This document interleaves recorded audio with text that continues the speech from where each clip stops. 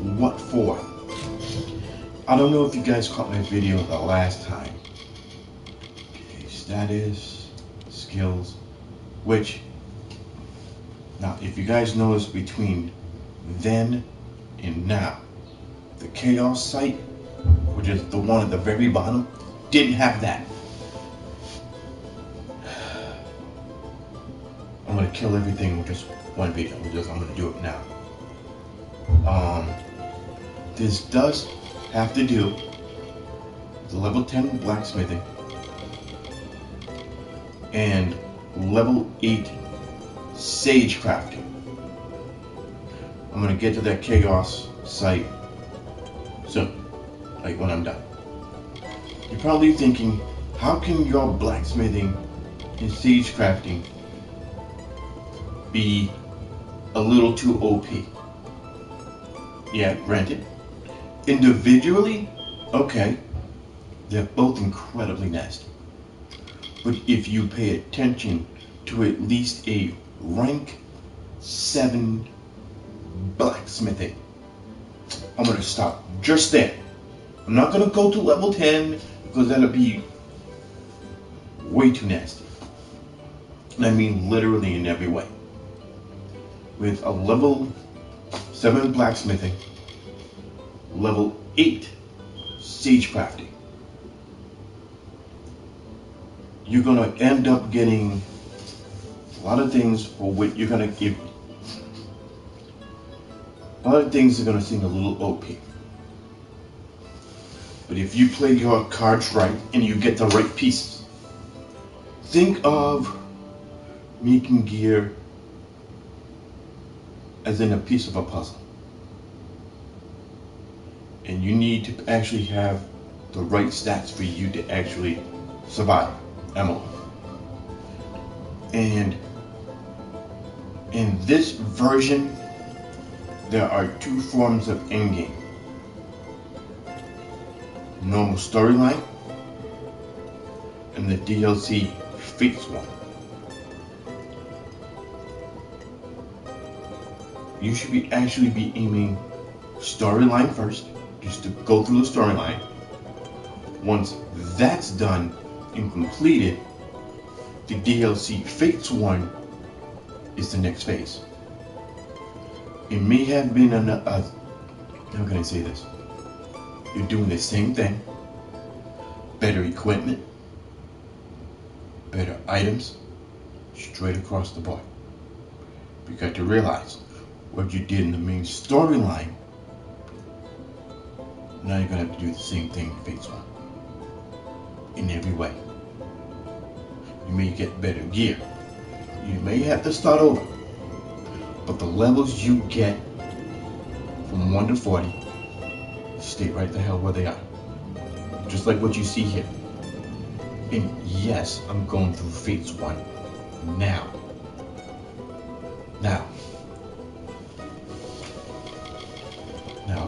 you'll be able to put in some nasty combinations.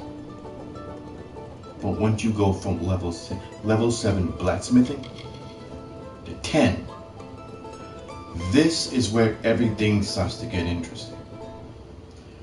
For the item you're creating, weapon, armor, doesn't matter. You get 1 extra stat on that particular item, which you normally couldn't get, as if you were at least below level 10. So, if I was going to be a level 8 sage crafter, you notice you can make epic gems. Only downside with those epic gems, you can only put it on body armor, which to me, is not a big deal. You're probably gonna ask yourself, how the hell can you make better gear if you're going after better equipment? Good question. I'm about to answer.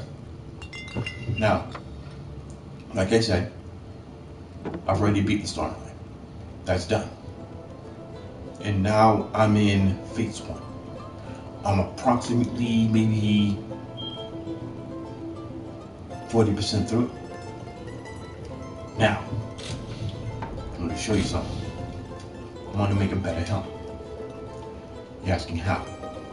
Craft, rogue armor, go to cap. Now you notice on a buckler, you notice that last little item on the far right that's darkened. One that I'm going after is lit. So that tells me I have a gem in my possession that I can actually use. That's even better. Click on cap. You figure that dread scale headdress during the main storyline. Yes, that's true. That's the strongest one in the game. The moment you beat it, you start going through Fate's one, and you start picking up Mathorian dread scale headdress. Now that is a stronger helm you can actually get. It is a 45 armor point difference. You're thinking to yourself, can't be that bad. Like I said, for each slot is a piece of a puzzle. What you do now is going to affect how that helm is going to be actually built. Now, watch closely. Oh, and make sure that your helmet, offense, defense, utility. And trust me, you're going to need it. Go Mithrilian Dread Scale. Okay, now when that's highlighted to the right, tells you what that item is able to be put on that piece of armor. Now you go through each one individually and how you want it to affect your build. That 35% block efficacy is a form of damage reduction, since that's only one, and that deals with all three. Put that as an option. Keep going through until you can get exactly what you're looking for. That's good, but I have a better idea for that towards a gem. Keep going. See which one you can actually benefit from. For me, it's that. Once you find it, hit X, and it moves over. Now, keep going. That does look good, but I have enough health to guide me through, to actually get where I need to go. What do you do? Reading. Health and mana regen.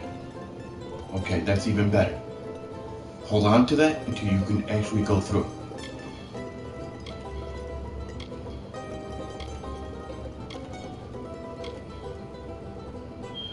You're gonna need health regen, mainly due to survivability issues. Nope. Maybe.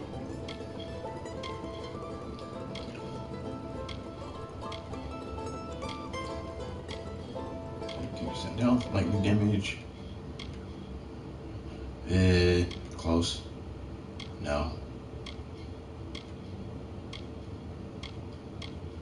So, basically, here's my utility. Enter.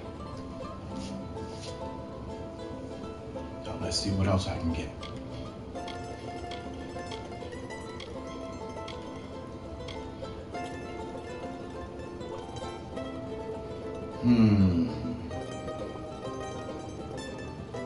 Looks good. Keep going. See if there's anything else I need to put on this helm. No, I already got that.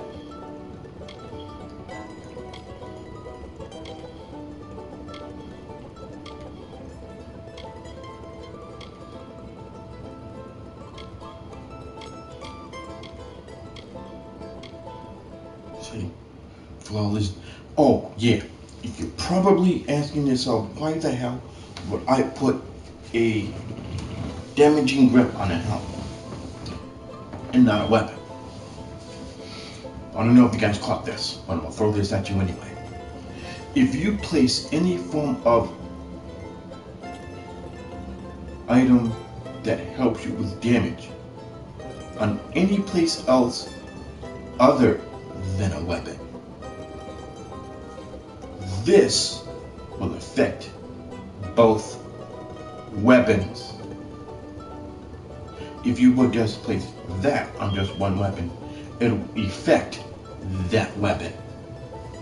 Since it's going to be on a helm, it's going to actually affect both weapons. Would you actually put something on? I don't know. That's on you. But remember this. If you have absolutely nothing that will affect both weapons, your damage potential will not go be as high as it should. Fortunately enough for me, I have a couple of different sources that's going to help me with that. This will help me with my overall damage for both. So, throw that in. Oh, look at this. And done. Now watch this. Hit square to compare. That is a 45-point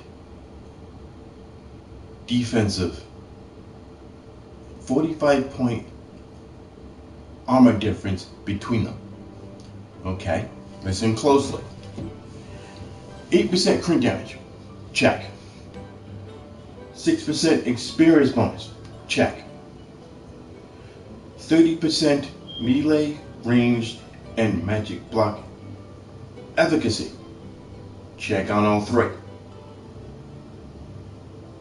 My health and mana regen has now been pushed up 0.5%, check.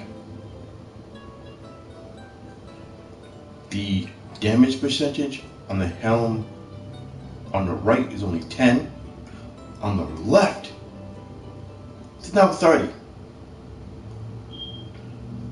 Armor, deadlocked, check.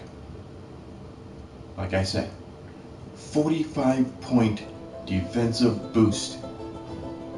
And the only thing I did was add 2 things that will up the ante for me when it comes down to both defensive statics,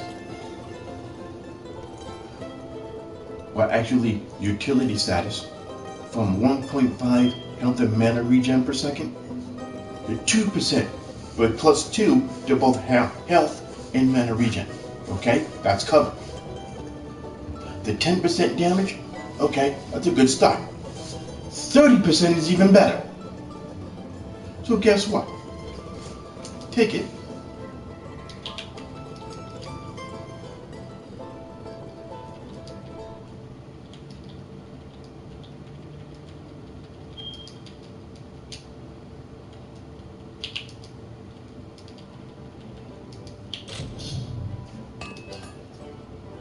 Surprise. Now, continue. Back.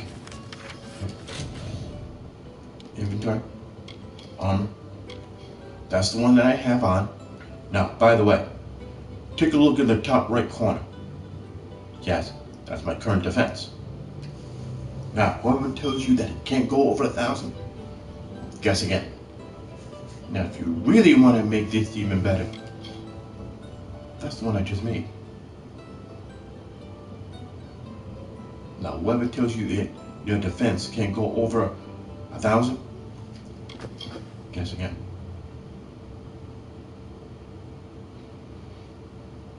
So,